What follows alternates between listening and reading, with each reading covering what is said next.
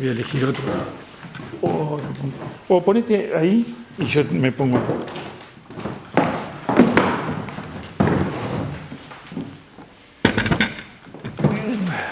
Ahí es más lindo.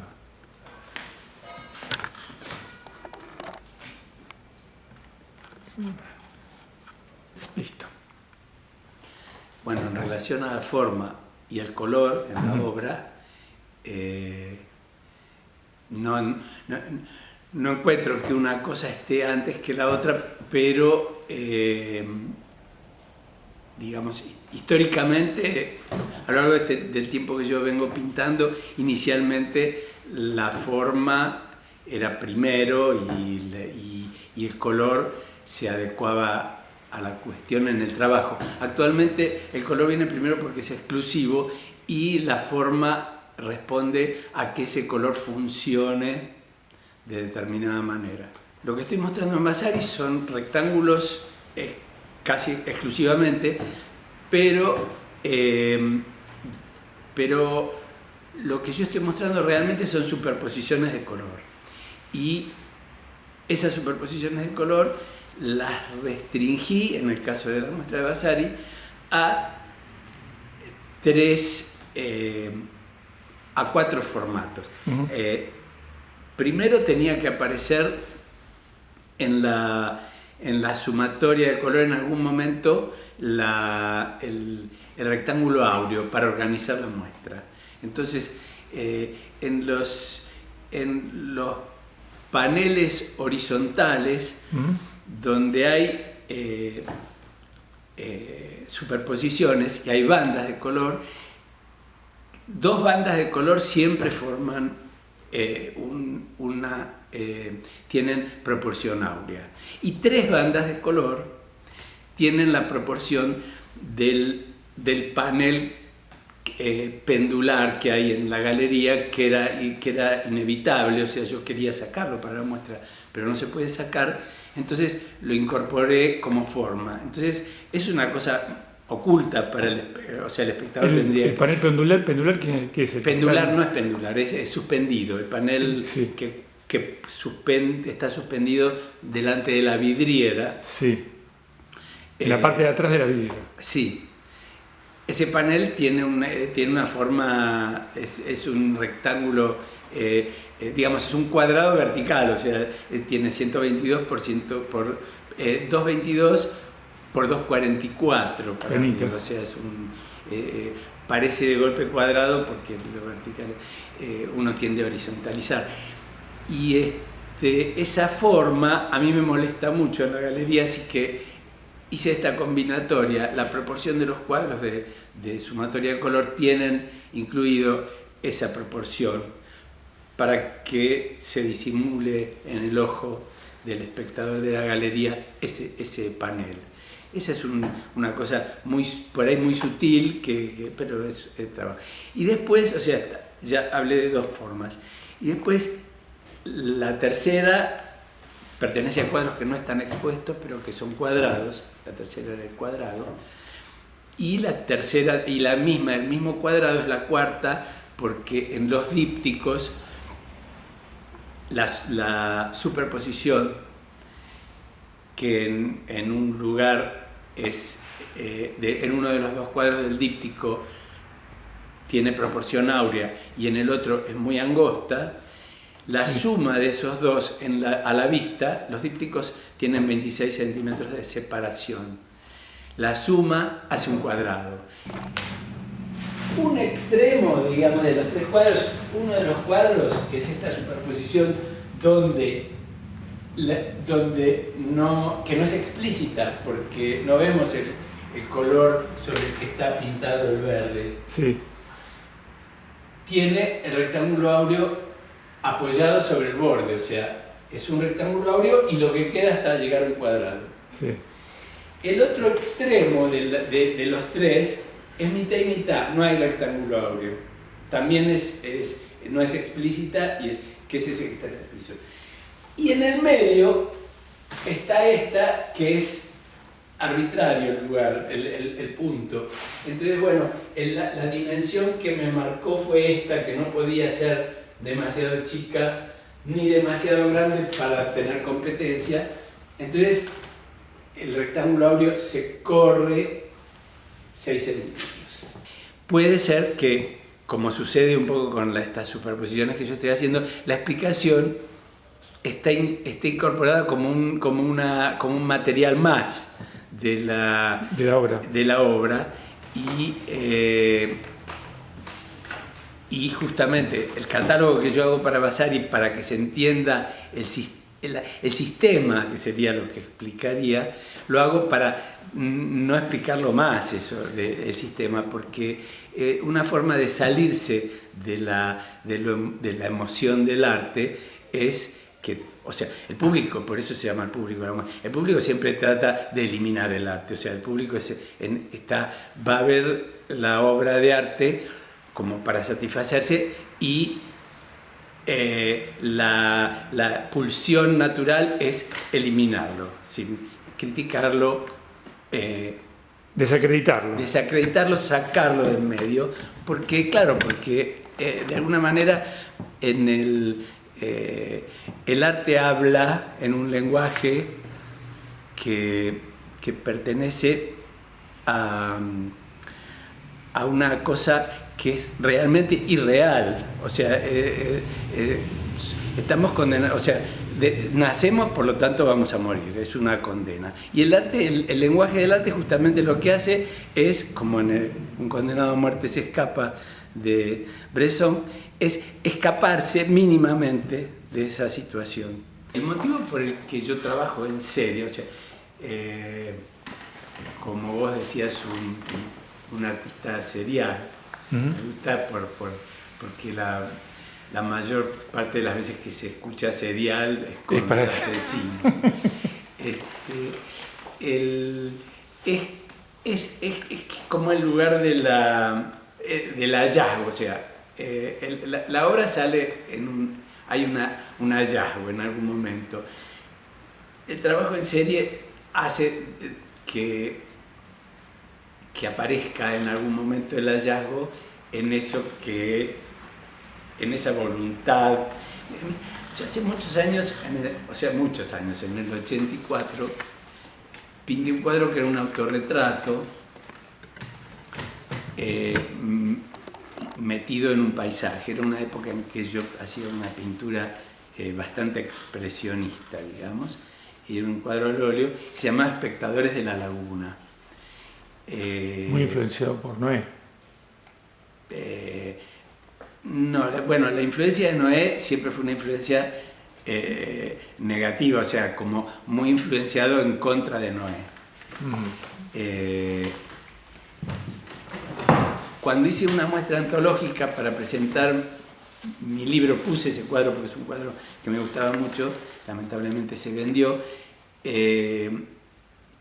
y le puse a la muestra Espectadores de la Laguna. Espectadores de la Laguna pega perfecto actualmente con el público, digamos, porque lo que yo quería decir era que lo que estaban viendo era una laguna, pero no una laguna, la laguna de Mar Chiquita, sino la laguna mental mía, o sea, la imposibilidad, o sea, mi fracaso. Y bueno, en ese derrotero del fracaso aparecen lo que yo diría desde mi punto de vista, desde mi entrenamiento, desde mi afinación óptica, gemas. Esas son las obras que a mí me importan, que son algunas, no son muchas. Pero para que aparezcan necesito de la serie, o sea, no aparecen si están solas. Pueden aparecer, pero a mí no me aparecen si están solas. Por ejemplo, voy a dar un ejemplo para hablar de cómo empieza una serie y tiene más que ver con la actual serie de superposiciones que yo hice en 2012-2013 y que últimamente la recuperé gracias a la propuesta de Inés Katzenstein de que volviera sobre eso. Y la encontré muy fértil a la propuesta que yo había dejado abandonada recién iniciada la serie. Pero el inicio real de la serie tiene que ver con que en el inicio mío como expositor, no como pintor, porque pinté siempre, pero cuando empecé a exponer, una interlocutora válida y muy importante para mí era Josefina Rovirosa. Y hacíamos intercambios, o sea, ella venía a mi taller, yo iba al suyo, y me dejaba participar y hablar sobre sus cuadros. Y en un momento ella habló de que para hacer el negro, ella usaba verde talo y carmín, que son complementarios, o sea, tienen ingredientes complementarios y se transforman en un color muy oscuro. Y eso me encantó, lo probé y lo usé, siempre encimé esos colores. Claro, no tenían esa autonomía los colores en lo que yo pintaba en ese momento. Y cuando yo empecé a hacer esta serie, o sea, cuando empecé a superponer colores, la superposición estaba exclusivamente para mostrar cómo lo que pasaba cuando uno ponía un color sobre otro, simplemente eso. Y darle a eso que pasaba y a esa manera de mostrarlo ribete de obra. La categoría de obra. Categoría de obra, eso. Y así empieza la serie. Después, ¿y cómo van sucediendo las variaciones? Las variaciones... ¿Son accidentes? Claro, las variaciones por caprichos, accidentes y, por supuesto, como trabajo muchísimo, hay muchos errores y muchas supresiones, eliminaciones de cosas que no tienen el más mínimo interés. Y algunos detalles que no tienen nivel de obra, pero que para mí tienen muchísimo más interés que la obra en el trabajo, que son bocetos y que, bueno, finalmente desaparecen, pero eso, que son bocetos. Yo antes de pintar vasijas, hacía una obra figurativa expresionista que siempre tenía figuras humanas incorporadas, pero muy, muy desfiguradas, como se podría decir. Y antes de empezar a pintar las vasijas, que fueron también una idea que me vino de afuera, o sea, la que marcó que valía la pena que yo siguiera pintando eso, fue Adriana Rosenberg, que en ese momento lo que yo pintaba era para la galería que estábamos armando ella y yo. Yo hacía la primera muestra y como venía de una abstracción notable, o sea, ha sido justamente cuadros de franjas, pero todavía con un resto muy expresivo en la manera de pintarlas. Y siempre mezclaba el color en vasijas. Un día estaba pintando en una telita de las que tenía para la muestra en lo de Adriana, una vasija en un solo color. Y primero estaba valorando una cosa que con el tiempo llegué a darle lugar, que es la monocromía, que siempre me resultó muy atractiva, porque realmente lo que más me importó siempre fue el color, pero bueno, estaba distracciones juveniles, y reproduje la vasija que estaba usando para pintar. Ahí es donde Adriana dice, bueno, seguí con esto, y yo sigo con eso, y sigo reproduciendo, o sea, la vasija tiene todo el panorama, desde la reproducción a la abstracción. Desde la figuración. De la figuración a la abstracción, o sea, de la cosa de reproducir un objeto, tratar de reflejarlo en la tela y hablar solo de esa tela y el hecho de pintar. Las primeras vasijas son representación de vasijas existentes, de alguna manera. Sigue adelante el invento de vasijas no existentes o el recuerdo de vasijas. Y sigue adelante la estructura, la forma de la vasija y lo que significa esa forma en el cuadro, que es simplemente un óvalo y un semicírculo. Y todo eso va hablando de que lo que estoy usando para plantarla en el cuadro es el color.